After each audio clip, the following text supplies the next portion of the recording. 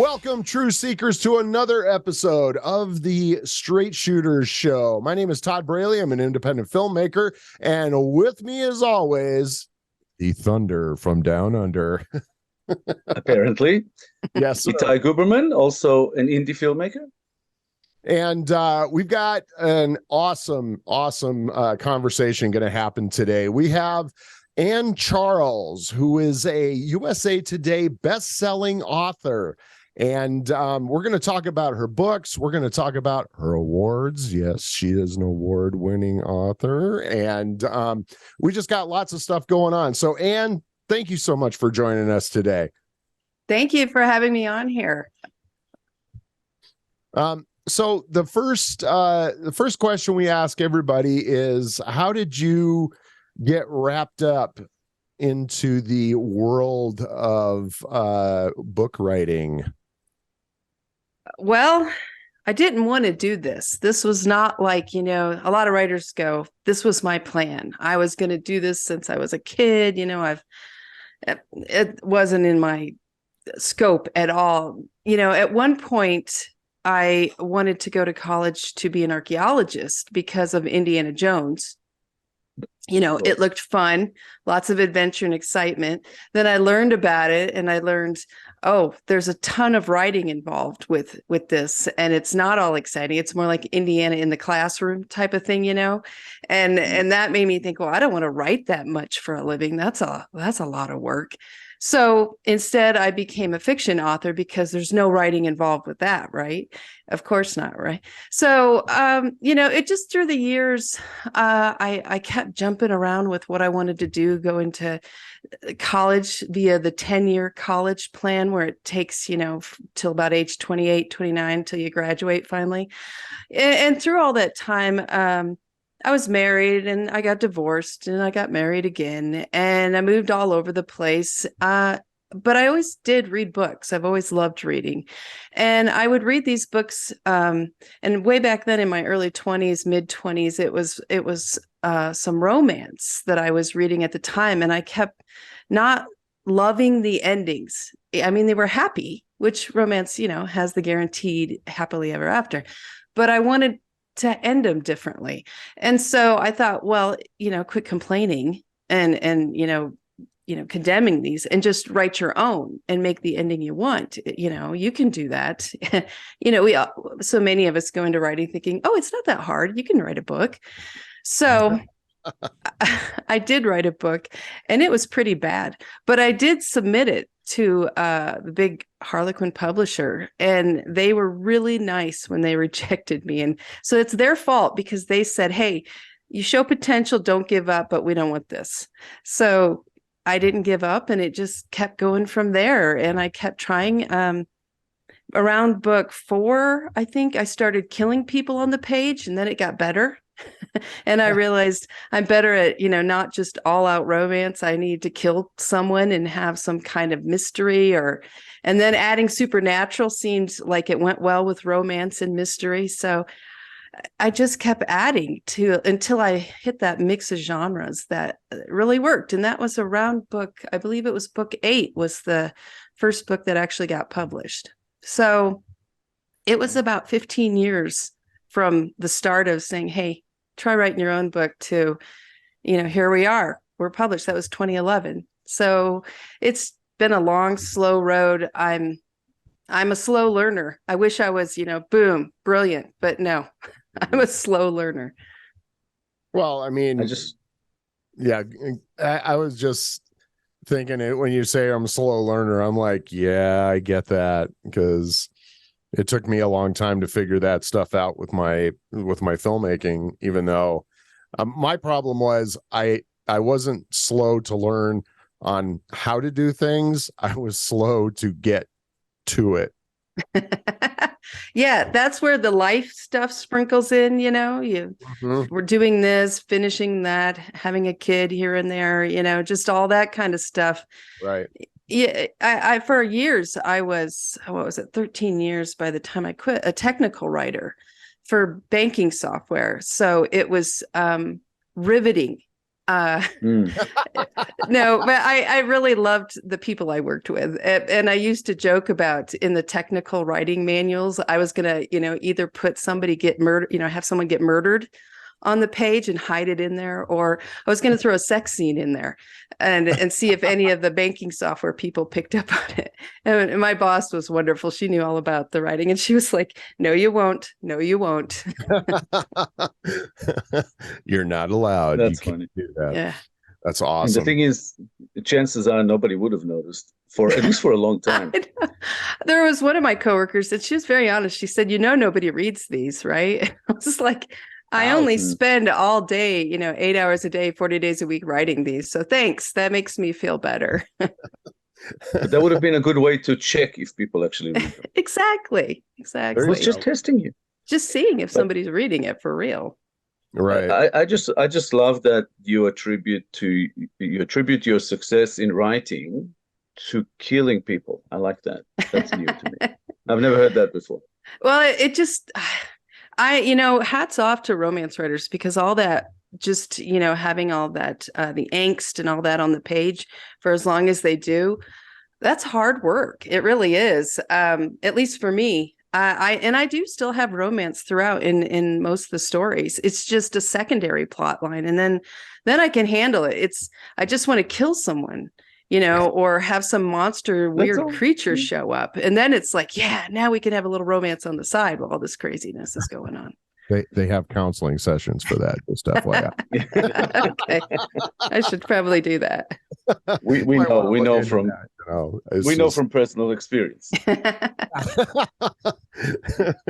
Well, what's funny is you say, well, when I started killing people, everybody started reading my books. Well, you kind of think about it, horror movies are the same way. It's true. We were talking a little bit before we started, and we were talking about The Conjuring and Insidious and handful of other movies, and it's no matter how bad, even though the movies are bad, I sat through those Halloween movies. They were horrible, but they're horror. So even Yeah. if you only sit through them once, you sat through them. And, Right. so it's kind of one of those things. And Italian and I both have made movies with killing in them, either horror or suspense Little or bit. one of those things. Yeah. And so it's blood cells. It does. Well, it's hard to, and hats off to horror writers too.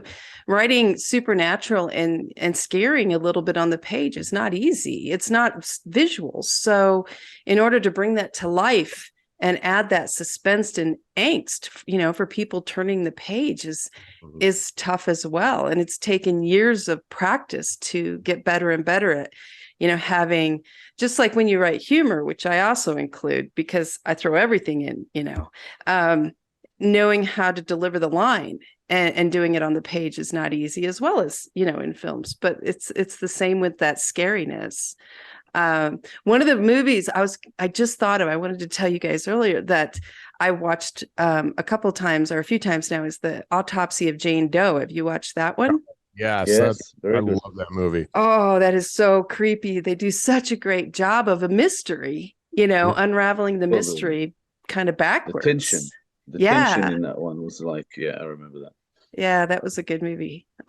So anyhow, everybody goes, oh, you can write this. This is going to be easier. This will be simple. And it's just not for me. Maybe like I said, it just takes time to learn and develop the skill and keep practicing it. And to find your own style as well. Right. Yeah. It sounds like for you combining all these things, because sex sells and horror sells. Right. It and all together. comedy kind of sells, but not as much as those two, let's say. And No, putting but them all together. Yeah, you Yeah. put them together and you make Exactly. people cringe and you make them laugh and you make, all that together is fun and edgy and exciting, I think. But that's Yeah. what I like to read and like to, watch in films. So then it's the matter of how do you put what you can see in a film onto a page and deliver an impact the same as you can with film. For us, it's the other way around. Right. Yeah. Taking Yeah. that and putting it in. on Well, the I mean, script. when you're putting together a script, I mean, we've had an author on the show in the past, and I think a lot of it, when we talked about the huge, I don't think just people out there who aren't authors or who aren't filmmakers don't always understand the huge difference between putting a book together and putting a script together. You know, a script, especially if you're writing your own script like me, I don't do other people's scripts. I did it once, I'll never do it again. Right. It was a writer with a big ego who was like, you can't change my stuff, you can't move this, you can't do this. Right. But when you're putting something together, you know exactly what you want when it comes down to it. So you're writing basically for yourself. You're writing, what you're putting on the page is what everybody else for the actors and everybody, and they're just going to go on this ride with you. Whereas, you know, writing a book, there's so much detail. You know, with the sweat dripping down profusely as his hands were shaking, he had this finger, you know, it's the amount of detail that comes into book writing or that kind of story writing is really, it's a lot. Yeah, it is. And doing it in a way to keep the pace. If you're keeping in mind, okay, I need the pace to move at this rate right here. We can't slow it down with too much detail, but then I have to make you understand how scary this room is and give you just enough details to creep you out, or, you know, make you laugh, or whatever.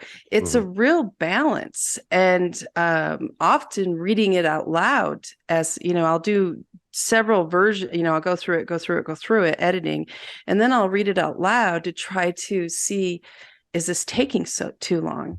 And, you know, a lot of all the books that I've written are in audio as well as ebook and print. So I listen, and then when I'm listening, I'll go, oh, I should have tightened that up a little bit more because it's taking too long. You know, and it's one thing when you read it yourself, but when you have a narrator, you know, somebody put emotions into it, then you hear a whole different thing again, and you cringe a little, or you go, oh, yay, that really worked well, you know.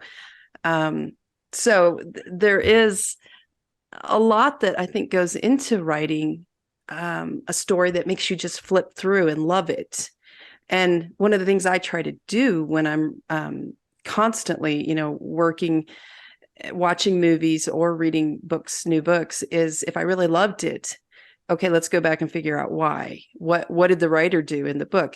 What did the movie do that really hooked me that I couldn't, you know, what do they do? And then with movies, how do I make that go onto a page? How do I show what that actor just did and put it on a page and make it, you know, with body language? So, and in the Deadwood series, I have 5 series, and one of them, it's first person. So I really have to do that because we're looking out through her eyes all the time. And we don't know what so-and-so is thinking, but we have to figure out by body language, you know, if it's not in the dialogue. So I do love to watch film, though, to try to study that and put that on the page. Now, what, Deadwood, by the way, Deadwood, the TV series, is one of my all-time favorites. Oh, really? Oh, cool. Yeah, it's the same town. I spent part of my life growing up there. So, yeah, it's the real place. Wow. And then I just incorporated a lot of the truth, a lot of the history, a lot of the real buildings that aren't privately owned, and then throw fiction on top of it. Very cool. I was just going to ask you how you incorporated that whole thing with the Deadwood, with the writings of those different books. Now, because I have not had a chance to read your books, I suck. I'm sorry. Oh, please. It's a lot of books out there in the world, so I get it.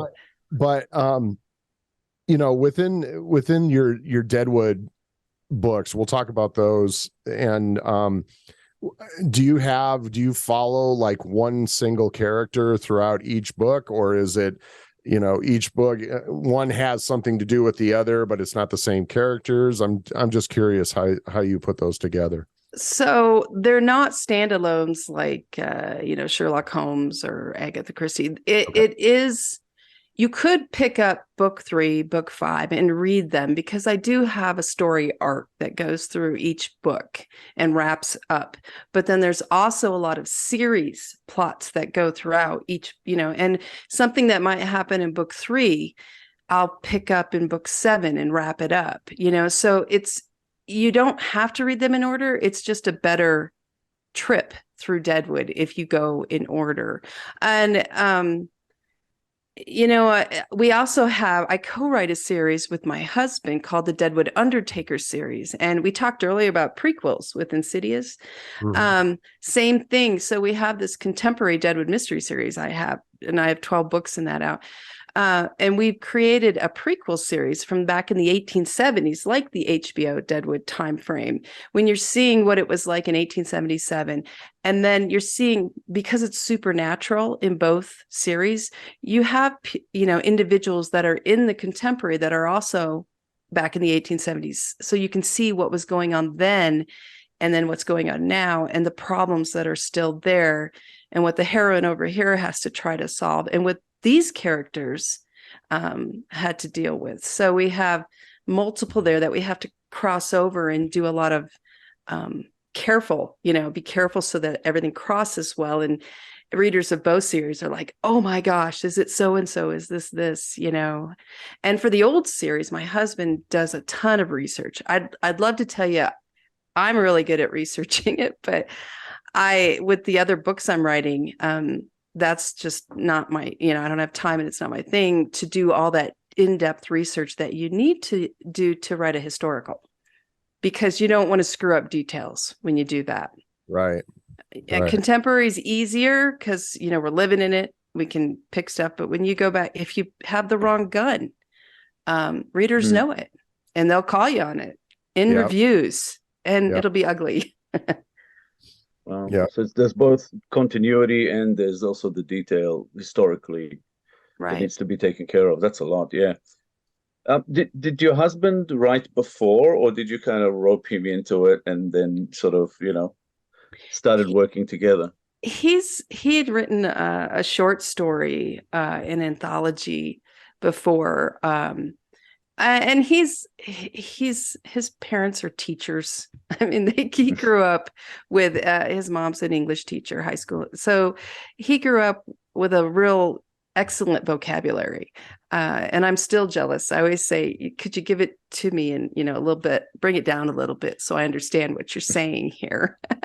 He just has this wonderful, he just has this really, really great vocabulary, so that when we do the historicals, he just is able to go into that time frame and use, he's read so much from then too, and use language like they did then quite a bit, which is really fun to read. When I go in to do my part of the whole, series that we work on together, it's always fun to read. And he'll do stuff like create songs and just pull them out of, and here's a song that the dancing girls on the stage sang.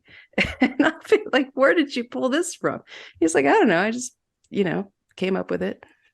So as you mentioned that, I'm thinking about the Deadwood series, the TV series. And I remember the language was fairly like high language with all the swearing, thrown into it. Yeah. And well, if you read old newspapers from back then, which we do, we go to the library in Deadwood and pull up, a lot of the old newspapers, and you read the way they wrote in the newspaper. It was high level. Yeah. And even like the simpler characters, it's like they try to talk sort of higher than they can. Yes. Which creates interesting characters as well. Right. Yes. Yeah, that's pretty awesome. And it's also awesome that you can work together with your husband. Todd and I have been talking, to a lot of people who have, spouses or partners or whatever that are either, part of what they do or not at all. And it's always interesting, how these things happen. Well, yeah, he's been with me since the start of this all. So he's been a lot of their brainstorming and part of it, all the other stuff. But this was the first time when he just jumped in all the way and said, okay, let's do this. Yeah, and I think that makes what you're doing that much more fun to do when you have, because my wife with the filmmaking, she does the God, what doesn't she do? Well, I mean, she'll do the catering, and then sometimes, I mean, she ran sound, Right. hadn't never done it, and just said, well, show me what to do, because we had somebody that didn't show up. Right. And so I said, okay, push this, do this, aim this. When this guy's talking, move it here, do this, do this. And, she had somebody run through it a couple of times, and had the actors just kind of run through their lines a couple of times. She's like, okay, I got this. Let's shoot it. And Right. so I just, it's just so much, it makes doing what you do just that much more enjoyable. And that's really cool that he's a part of that your husband is a part of that with you, because I know the feeling. Yeah. So- I have friends that their spouses are not part of their writing careers. They may cheer them on from the, Right. sidelines and support them that way, but not like in there Right. doing stuff. They've got their job or career, and this, and it makes a big difference. I mean, I'm really fortunate. It's not just, my husband does, he's part of it, a big part, and then writing the series together. So he does that. But then his sister is our, I don't know what word, she helps with everything, assistant, and does all parts of stuff. My sister then does bookkeeping for me, helps me with bookkeeping, and then also goes out and does sales and, sets up book selling stuff all over the place. Wow. And so she's a part. My mom did a big part living in Deadwood, helping me get sales going when I first started, going place to place and seeing if they'd carry my books. My brother does all the cover art and the illustrations. C.S. Kunkel's my brother, so he's part of it. We joke that anybody coming into the family, that one of the first questions is, what are your skills? What can you offer? What can you contribute? Yeah, what can you contribute to this? What are you bringing to the table, man? Yes. Come on. Otherwise, But So what were you so going to ask? all I'm hearing here is that you have been spoiled to an amazing degree. Yes. You've got your partner supporting you and working with you, and you have your family supporting and working with you, and friends. Right. Well, you could say Todd will back me up on this. This is almost unheard of, you could say spoiled, or you could say I kind of get my teeth locked on something. Very persistent. I'm still going with spoiled. Okay, fine. My older sister would agree with you. She still says, "Oh, she's so spoiled." So I'm jealous. It's amazing. Having so much help is just wonderful. And then now our kids are 15 and 17, and they've been part of this all along, traveling with us, doing so much. So now they're in there too. We're, helping at signings and doing stuff, being part of it too. So That's awesome. It's a family business. They get to 15, you put them to work. I like it. That's right. Exactly. Get to work now. That is very cool. Very cool. Now, how did you come up with, since we're on the Deadwood series, why don't we just talk about how you kind of came up with the whole idea of what of what these books consist of? So Violet Parker is the star, the heroine. We're only ever in her point of view in the Deadwood Mystery Series. And I was pregnant with my daughter, my second child. We were visiting my mom in Deadwood. And there really is the big gold mine, the Home State Gold Mine, that started way back when, like you see in Deadwood, the HBO show. Mm-hmm. But that had just shut down in the late 90s. And it was really hard on the area because all those gold mining jobs, those miners, no jobs. It the town of Lead, where the gold mine was, it was really struggling. Deadwood, which is like 3 miles away down the hill, they're struggling. And it was at that time that Deadwood brought in gambling. the state allowed gambling to come back to the, town of Deadwood. And so something finally lifted it back up and the area. And all of a sudden we had this flood of, okay, now we've got gambling. So that helps. So anyway, I was there visiting and I was driving around town and I just had this thought of, wow, how hard would it be to be a mom of, here of one kid, two kids, whatever, just to be a parent here, trying to survive, making a living. We had recently purchased some land in Washington. So we'd been out in the boonies with a real estate agent that was hilarious. And, I kind of thought about him, and then here, and Deadwood is haunted. I mean, there's been so many shows about Deadwood being haunted, the ghost shows, ghost adventures and whatnot. Everywhere you go in Deadwood, someone will say, this building's haunted, this house is haunted. And now I go, of course it is. It's more rare not to find something haunted there. So anyway, all that was in my mind. And I just had this idea of, wow, what if I had a mom that was in real estate, but she didn't really see the ghosts. She didn't have that ability to see them, but everybody around her could. So she's kind of like, and we're only ever in her eyes. So would we be able to, believe somebody that says, hey, there's a ghost here, or would you not? Because you can only see through her point of view. You can't sense it. You can't feel the tingles on your, neck, anything. So it kind of started like that. How would this work? And then my husband and I, we went home and we were talking about it all the way back to Washington at that time where we were living. And we talked about having a hero that had a sixth sense. So that, that's the romance. You've got her that she can't see or hear anything. And then here comes this hero that can. But we didn't want a regular sixth sense. We didn't want, I can see ghosts or this or that. We wanted him to be able to pick it up differently. And so we talked about something where you can walk into a room and you can smell, like how you've heard that, where, I can smell rose water.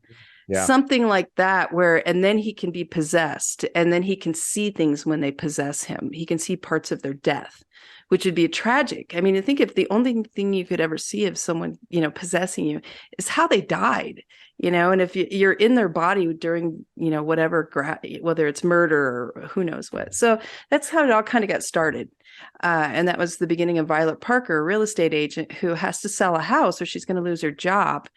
And it's hard times there. So, and all these houses are haunted. So how do you sell those? So that's kind of what got the whole series going. Wow. Awesome. That's awesome. I could also see the comedy, ideas coming into it, because she can't see the ghost, whereas others can. And it's exactly. Yeah. And she's really, she's witty. She's got a great sense of humor. She's the father of the two. She's got twins, and the father's been gone since they were born. He wanted nothing to do with it. So she's been a single mom, and they're almost 10 now. So she struggled, she's really good at just, looking at things and twisting it in her mind. If somebody says something and she'll be thinking, no way. And, how am I going to do this? But she'll go, okay, yeah, I can do that, and just that kind of play where you have dialogue saying one thing, but in the head, there's this whole other train of thought, like have a nice day. But in her head, she's saying, I hope you fall off a cliff, Yeah. So it's really fun to play with the humor that way with her, where she's struggling, to do what she's done. Now I'm working on book 13 of this series right now, and I'm having to go back through. And one thing I always do is I go back through and read them all again, because I've left little things for myself, breadcrumbs that I can pick up later and ways I can tie stuff in. So just going back through, it's taken me back to those early days and how, I was in my mid 30s to late 30s, and I'm a lot older than that now. So it's kind of like, wow, I was thinking like that way back then. That's right. So anyway, it's fun to, I was a mom of two kids at that point too. So I could really kind of relate to having kids. And I did have a father, thankfully, and a husband, but it was kind of fun to put that on the page. It also means that every book will now take longer to write, because you have to go back and read 13, 14. 15. I know. Yeah. My husband was just asking me the other day, I'm working on book 4 now. And he said, do you really have to go all the way back? And I said, well, I'd like to think, no, that it's all in my mind and I could remember it all so clearly. But as I go back, the this will be book 36 for me out there. So I've got a Wow. lot of other characters and stories going on up there. So I can't, I have that whole other Jackrabbit series that's going on.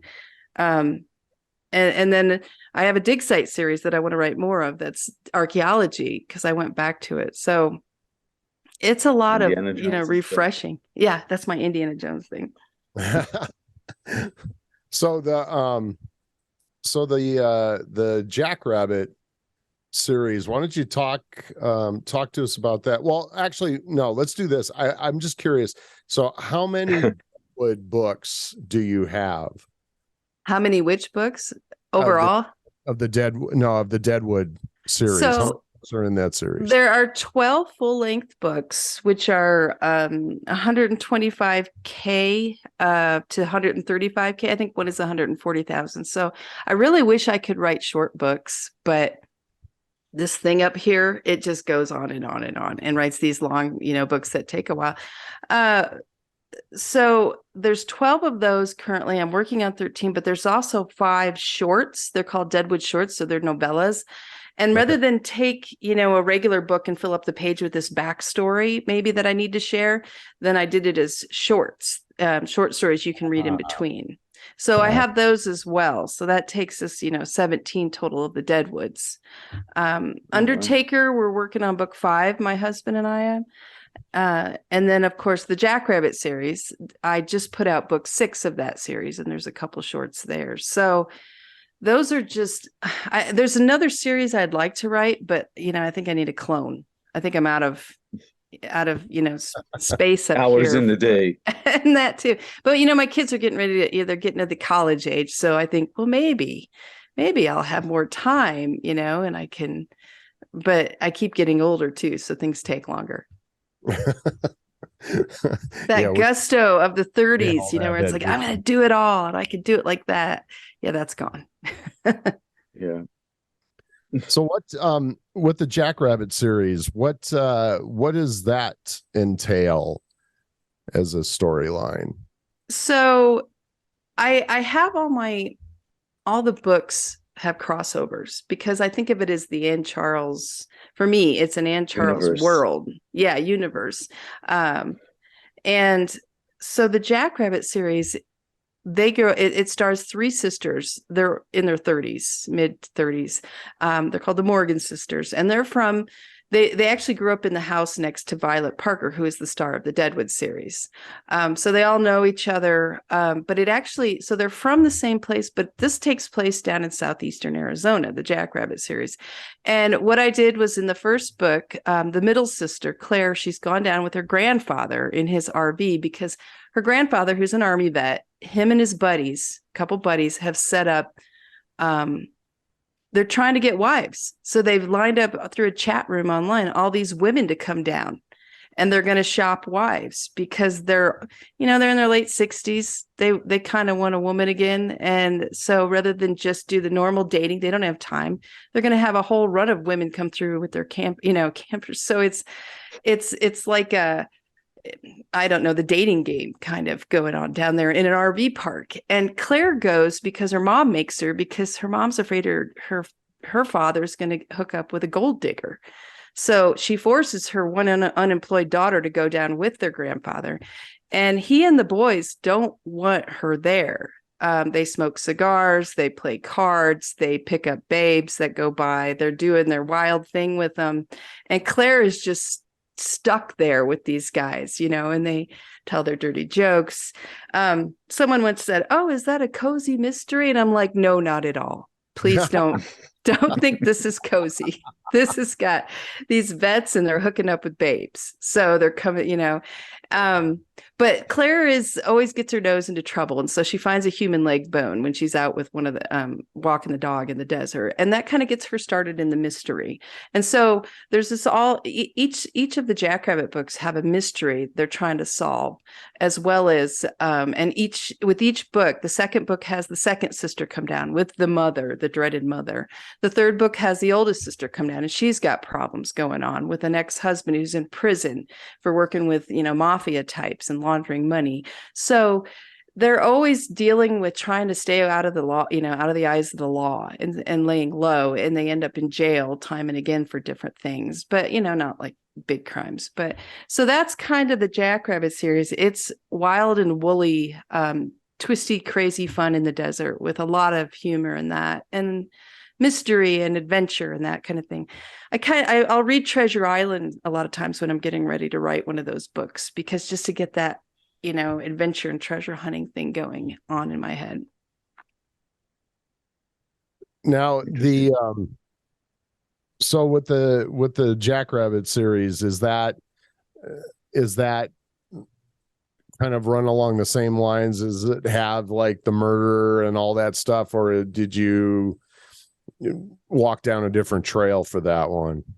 It does. It's murder. Yeah, there's a dead body right in the first one. And there's humor and there's romance. Now, what the Jackrabbit doesn't have is paranormal or supernatural. That is all just action adventure. I wanted a series that didn't necessarily go the supernatural route, even though they know the characters from the other series that do experience it. It just doesn't have it in the story. But there's usually someone that's died or something, someone that's killed someone. So it's very much we're solving a mystery. And again, you can read them out of order, but it's more fun if you start at the beginning and go through it all. Right on. Now you said there was another The Gravedigger. The Gravedigger. Dig Site series. Is that what you mean? Yeah, that's what it was. Yeah. So that's, like you said, it's Indiana Jones. My since I don't like bugs and I don't like humid jungles and all that comes with it, but it's really fun on the page to go down there and do that and put the characters through that. But I've always been really into the Maya civilization. I don't know why, it's always intrigued me. And so what I do with that series is I create my own dig site. I create a site with temples, and I'll build it all, and I'll make maps, and I'll have fun doing all that. And I'll name the temples and design them. And then I'll throw the characters in there and add the mystery and a little bit of supernatural in that too. So it's a whole nother series. And it's actually one of the hero in that series is Quint Parker, who's Violet Parker from the Deadwood series brother. So again, I have the tie-ins, and because they're supernatural in Deadwood, of course, they're supernatural that plays into, the Dig Site series. I have 2 of those out, and I really want to write the third, but it's like planes on a runway. You get something, and all of a sudden you got to bump that plane and say, sorry, you guys got to wait go back further in line. I hope to write it next year, but we'll see, if it's this year or next that I get to it. Fingers crossed that I guess this year's almost over, isn't it? So it will be next year. Yeah. Wow. Time flies. So you create this whole dig site and the history behind it. So it's all fictional. Yes. Including whatever, the history of some civilizations or whatever that this right. Do you use anything from like real life, like history? I'll use like the Maya, their beliefs, their religion, the characters, I don't want to say characters, but like the god of the underworld. I'll use those real things, what they're, I'll pull from that, and stories that I've read about it, about if I'm using, one of their gods, then I'll go through and read a bunch of stories about, that they have about that particular god. And then I'll incorporate that into the story. So I try to, it's almost like teaching readers about the Maya civilization while at the same time building this fiction world all around it. So they're always, working on temples. And I made the mistake of having the heroine in that series. She's an archaeologist, having her be able to read the Maya glyphs. So, if you're a creator of a story and you have a character that can do something like that, then you have to learn how to do that. So you don't, get called on it by anybody in the archaeology community.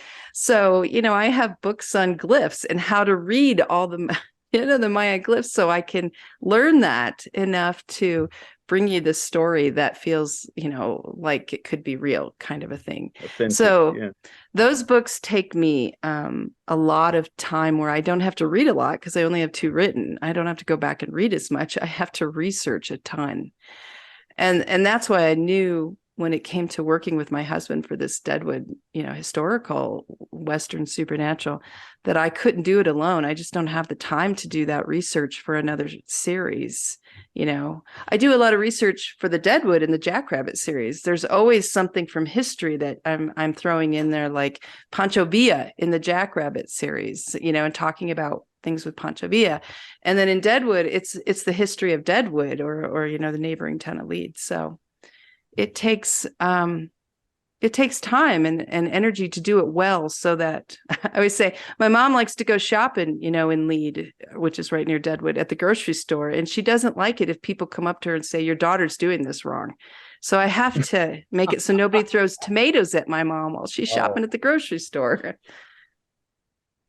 Wow. But, they're sticklers for detail. well, especially if you're writing about their town.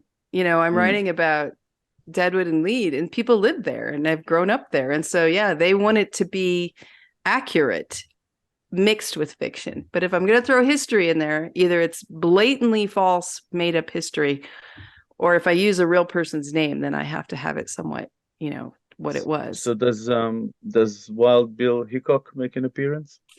Only, I didn't want to have too much of him because he stars in so much. So many people's books.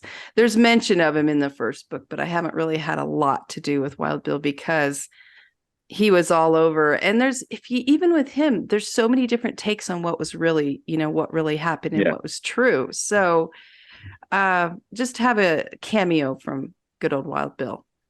And then it's almost impossible to avoid it because it's such a big part of the history of the place. So right. And then so we put him, I do have a scene where we're at the cemetery where his grave really is. And then there's a big bust of him. And so we, have a scene set there. So I included him dead. That way you can't argue. That's where he's at. We were just talking about him on poker night with my friends about Dead Man's Hand and all of that. So it's fun. If you ever get the chance to go to Deadwood, it's really fun. They have a lot of history. I mean, they have the museums and different stuff too. They have some houses that there's the brothels. You can go through the brothels that weren't closed down till the 1980s, and they're haunted, of course. You can do tours of the brothels, the haunted brothels. There's some old houses that have been kept pristine that you can go through. And then what's really fun is in October, especially, they'll do paranormal investigations with a local paranormal investigative team. And you can go and do a paranormal investigation with them of a couple different places. Like I've done the brothel in the dark with them. And then there's some houses and stuff that they do. So that's really fun too. I just love that title, Brothel in the Dark. Brothel in the Dark. There you go. There's a new movie. That's right. If the prostitutes are ghosts, do you still have to pay them? They might want paid, or they'll mess with you. Right? Can it be ghost money? Wow. Ghost money. No, you pay with your life, pal. You pay with your life. You don't make it out alive. Ooh, Todd, there's an idea for a series. Yeah. Or a film. There you go. Angry prostitutes. I mean, they were treated so badly. I'm sure, I'm sure not all, but a lot of them were abused. So I'm sure there's some anger that their ghosts could have for you. Well, and there's a lot of the Westerns that were done later on in the, early 90s and 2000s, with Open Range. Kevin Costner and Robert Duvall, and then obviously Unforgiven, Pale Rider. I mean, those all had something to do with prostitutes that had something bad happen to them, and and yeah, they were treated horribly, and Right. it's definitely one of those things that that you look back on, and you it and then if you go to like movies that, you know, from the 70s and the 80s, when you had a lot of those cop movies like Vice Squad and you know, even stuff in The French Connection and Serpico and things like that, have, you know, nothing's changed. It's still Right. The you know, Gauntlet with Clint Eastwood and The Sandra Gauntlet. Bullock. The Gauntlet was great. One of Yeah. my favorite of his. And then one of the new ones, newer, Jane Got a Gun. Jane's Got a Gun, I think it is. I haven't Isn't seen that that one. I haven't Joel seen it. I haven't Edgerton seen it and yet. Natalie Portman? Natalie Portman, yeah. It's one of my favorites, actually. It's a really cool. good, if you get a chance to watch it, because you know, again, we're touching on what happens with prostitution. It's in New Mexico, and it's a really good tale of, he had to go fight in the Civil War. He didn't come back. She has a kid. Where did they go? What did they do? Women were lured out west going, hey, we got jobs for you out here, something nice. And they'd get them out there, and they were prostitutes, and they would, you know, basically make them prisoners and have to do this. And you know, they were tricked into it. And that's really fun, because he comes back from the Civil War and thinks she's just gone off and hunts her down. And then what happens? There's a lot. I'm not going to ruin it for you guys, but it's really a great story, you know, of the two characters and how things, and you learn about some of the things he went through with the Civil War, you know, before he came back. So that's a fun one. That's a little more recent. I'll have Yeah, to that's been on my list for a while. Yeah, well, and you know, how do you what do you think of stuff like my wife and I got hooked on Yellowstone, and we've literally watched seasons 1 through 4 3 times now. Oh wow. Wow. And we're actually gearing up, obviously, next weekend, or is it That's this right. weekend or the 13th? Yeah, season 5, yeah. Yeah, season 5. Yeah, this weekend, season 5 starts. But then we also went and got Paramount Plus to watch 1883. Oh, Sam Elliott, is that one? Yeah, dude. Is that the one? Oh my God. It was just, I mean, I don't know where Taylor Sheridan gets the energy to write what he does, or when he gets the time.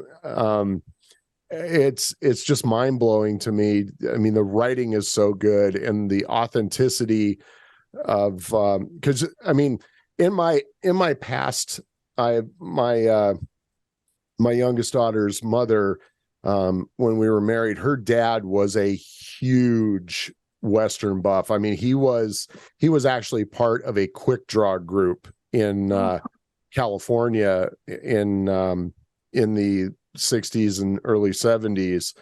They used to go out to this place out in Yucaipa, I think it was. Well, he lived in Yucaipa, California, and there's this old Western town just outside of there.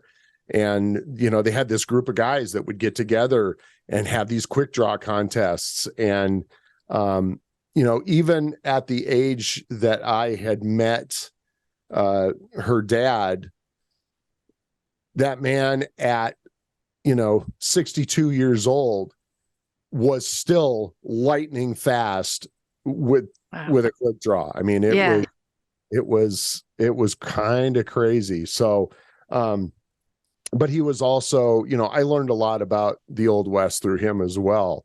So it's refreshing to hear that somebody's, even though you're not necessarily writing about the Old West, that you have these stories that incorporate that stuff. And that's, you know, that's one of those things for me, it never gets old. You know, right. Some people will say, well, the Old West, you know, well, you know, that's been overdone. And, you know, that's why we have Yellowstone. Well, Yellowstone to me is the Montana Mafia, you know, I mean, that literally is the Godfather with horses. So it really is. Yeah. Yeah, it is, but I it's, think there's a lot that can be done to bring the West back in, mixing it with other genres instead of just a straight Western. Yeah. And Yellowstone's example, there, it's kind of mixing with, more along, like you said, it's like the mafia of the Montana. By throwing in supernatural elements, it really, I mean, I knew from the start with the Deadwood series that I wanted to have ghosts, but as the series goes on, that supernatural world expands and it allows you to go way farther than becoming repetitive with the same type of, story that's going on. So I think by mixing genres, you can really open it wider and add a whole new fun flavor of Westerns. There may not be traditional, but that's a movie I'd like to see. So maybe we need to talk. exactly. All right, let's do it. But yeah, that's what we wanted to, and some people will go, really supernatural with Western, but and I know Cowboys and Aliens wasn't a big hit. I had fun with it. I thought it was interestingly different.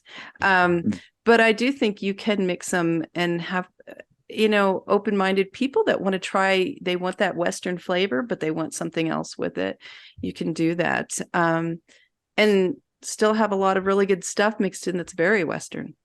Mm-hmm. There's a lot of horror westerns in the indie world. Oh, really? I think that. Yeah.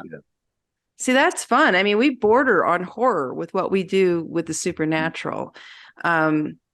Our latest book, The Backside of Hades, is, I mean, they're dealing with some creepy things and crazy creatures they're trying to handle, in the old, and they're in the Old West, so they're stuck with what they have back then.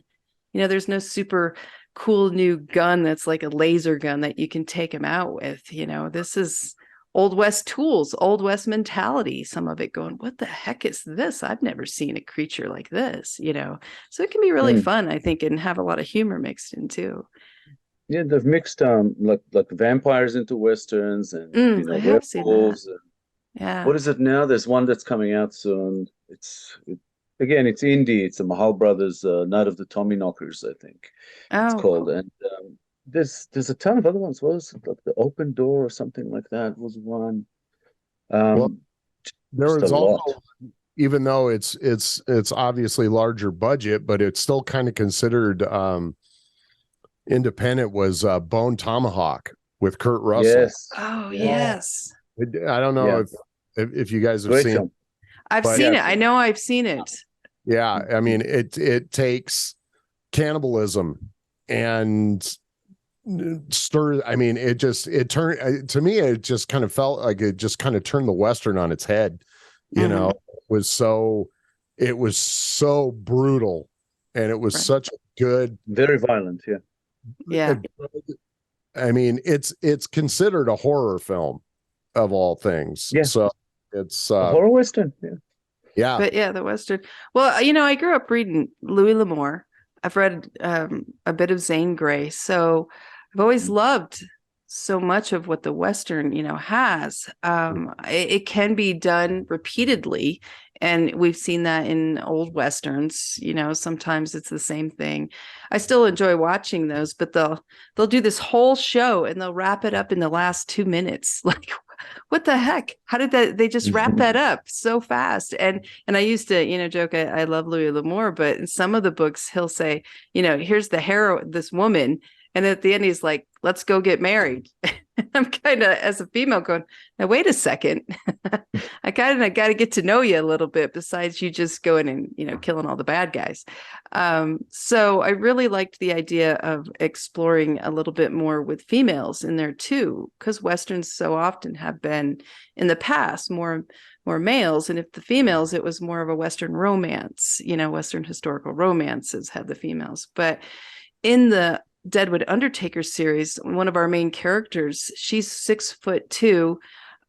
She's a slayer. She slays things. And she's strong as a guy. I mean, she's just, you don't mess with her, but yet she's still a female, coming in. She's just what we think of as hybrid, with where, her line, her history is a hybrid of human and something else that kills. So it's a fun mix, like I said, of here's the Western and these two guys that come up from Santa Fe, and they've been they've been freighters most of their life. So they're wondering what the heck is going on here. So we really have a fun blend of characters that's mixing that Old West feel with this new supernatural kind of a thing. And then it's something for both males and females, instead of just aiming in one area, kind of blending to offer characters that appeal to both. Yeah. Now, could you kind of walk us through the process of getting yourself prepped to write one of your books? Why don't we, just what you do? Because I know everybody has a different way of prepping themselves to write. And right. Then, so yeah, if you could do that, I'm always interested to hear, because everybody does it different. So I'm just curious. So depends on which series, right? For the other one, you put on the Indiana Jones hat before you start writing. Exactly. It really does depend, because there's different things I watch when I'm getting ready to, I'm going to write the Deadwood Mystery series, and it's more heavy supernatural. So I will watch The Conjuring. I'll watch through the series of those. I'll try to find more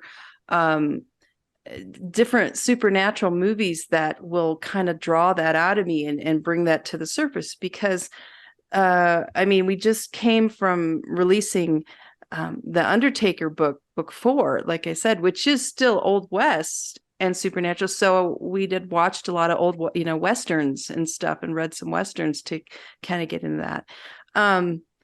But besides getting in there mentally and watching, certain films or reading certain books to get me into that zone, and reading back through the previous books, which can be a slow process, but I really think it's necessary to sink into that world. Once I do that, I try to come up with a title. For some reason, titles are part of the process for me. I can't write with just, enter title here. I have to know what the title is and then write the story to it.